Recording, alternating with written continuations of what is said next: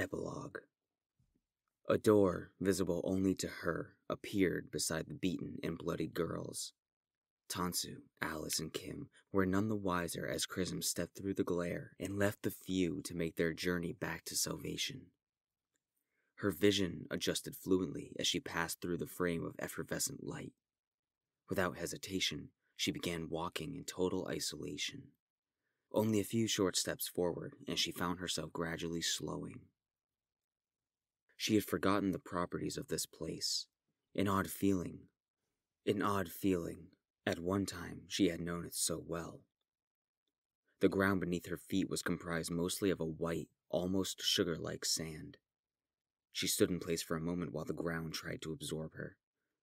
Her toes wobbled and curled in the ground. It was cold.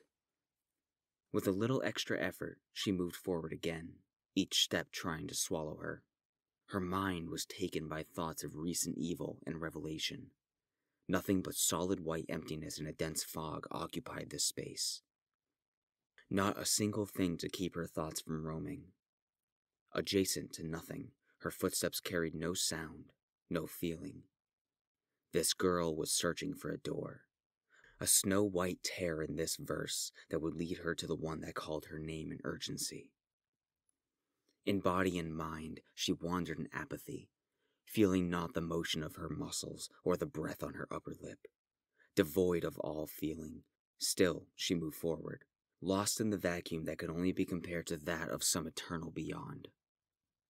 She stopped. There was a melody, one that did not exist but inside her head. An off-key piano played a docile tune, replicating a lost fragment from her childhood. It was then that she closed her eye. As of now, this place was hollow. Not a single door could be found, nor a soul. A few moments after she froze in place, the first sound was muttered. A tender cracking emerged from all around. No specific location could be determined by anyone other than herself. She not only heard this cracking, but she could also feel it in her bones. As the sound grew louder, she opened her vacant eye and turned to her right. She could see plainly there was a gap that had formed in the mist, pushed aside like the parting of the Red Sea. At the end was a door made of solid white light. Nearly impossible to distinguish white on white, but it was there, an outline very clearly defined. In the frame stood a silhouetted figure. A heavy wind pushed through the door as this mysterious being entered, and the door behind them faded out of existence. The fog itself reset. They each faced each other, a few feet apart, the silence thick enough to choke on. The first step was made by the latecomer. The new voice called into the void in a sarcastic tone. "I can't believe it actually worked. After all this time?" "Sin is dead," Chrism stated in a very lax manner. A sigh of relief. "And what about Kim? Did she make it?" The voice was soft, not aggressive or hurried. "She suffered greatly. Alice will keep her alive for the moment, but the anima's healing had been stunted in the fight." "Shit. Is there anything we can do?" He shuffled his hand in his back pocket. She shook her head. "The two had just begun moving. With any luck, they could hold out long enough." Her tone shifted. "Care to explain why you called me here, Magcrow? You were supposed to be sealing our research." She spoke his name as he arrived at her front. She could see him mostly clear now. A young adult male with gentle but angular facial features, soft and trustworthy, but sly eyes that bore a bright radiant purple. His pale skin almost reflected this emitting light. The bushy violet hair which nearly reached his eyes was stoic in this place, no gust to lift the shaggy locks. There was a long pause where the two of them just looked at each other, but only Magcrow was taking in her appearance. Chrism, however, was struggling to maintain focus, though she did not give any indication of such a fault. He sulked a little. "I'm guessing you didn't feel it." "Feel what?" The surge that cracked the air, it was massive. For a second, all Tuffle minds overlapped, and we felt all the compacted fear.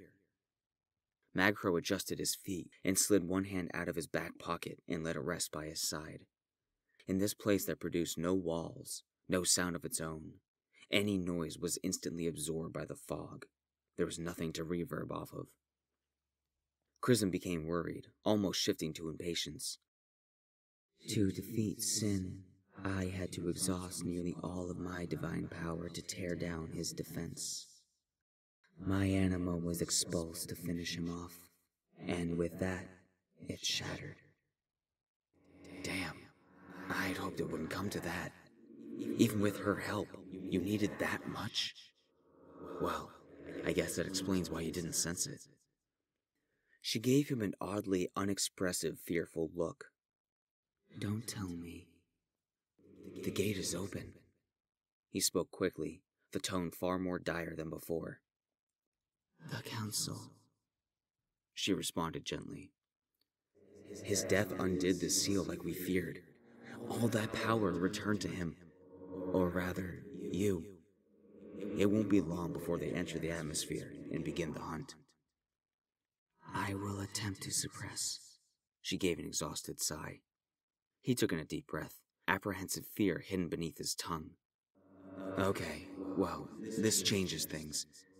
What should we do now?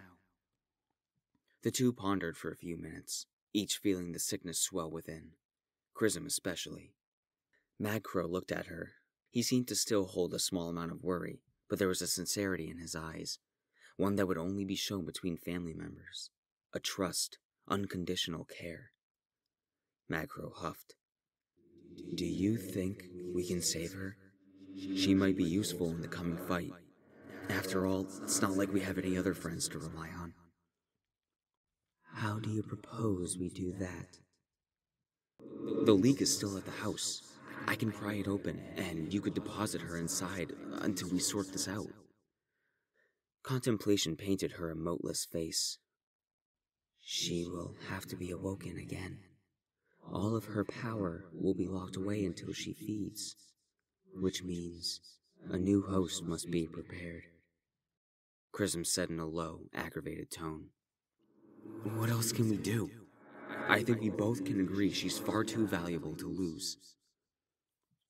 Her strength is not entirely her own. Kimberly's cursed vigor will not be a factor. Maybe it will. Maybe she siphoned some. You said so yourself. They were bonded in unforeseen ways. We don't know. We cannot blindly depend on that. Alright, the important thing is, she can be trusted, and she's plenty strong. Unlike you or I, she can grow again when she takes in this air. For now, we just need to move her somewhere safe, he said in a rushed manner.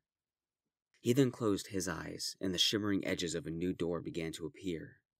Once it was fully formed, he grabbed the handle and gave Chrism another look. I'll meet you at the girl's place. Chrism appeared uncomfortable, and her typically relaxed fingers seemed stiff. Magcrow noticed this. What's up? Is there anything else? We can't afford to be lagging here. He spoke softly, yet sternly. Chrism relaxed her hand and watched him carefully. Magcrow. It is here. All of it. She sounded scared. Her tone made him turn back, cautious. Yeah, I know. Is that a bad thing? You don't understand. Her left eye peeled open, revealing a yellow tint to her iris. Her voice deepened, shuddering. She then closed her eye, and her head lowered the slightest amount. A pressure pulsed through the air, enough to give Magcrow goosebumps all over his skin. He loosened his body, and suddenly the air itself began to crackle. What was perceived to be an endless sea of white land and fog suddenly ruptured. This small dimension for travelers began to shake and split along with the very fabrics of its own reality. A harsh, wet tearing of flesh was heard, and immediately suffocated in the air. From Chrism's shoulder blades unfolded a set of broken and charred feathered wings, stretching nearly 10 feet wide. A small collection of burnt and torn feathers fluttered to the ground and were quickly absorbed by the white sand. They shivered violently as Chrism rose inches above the clouded ground, her body limp. Magro had a bead of sweat trail down the side of his face and even retreated a step.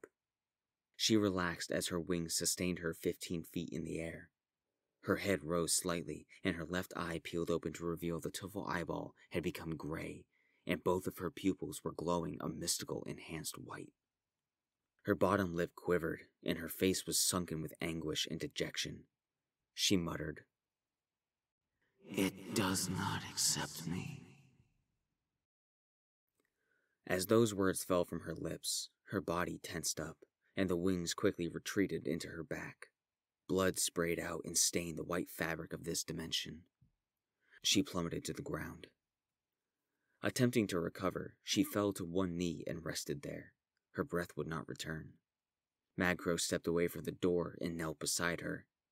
The air became still once more, as if this place and everything related to it was a dream you couldn't quite remember. His movements were stiff and reserved. Despite the discomfort in his gut, he placed his hand on her shoulder. A hollow fear coiled around their throats. Her voice was pitched low, jittering, and spoken with the slightest distorted sneer. "I'm hungry."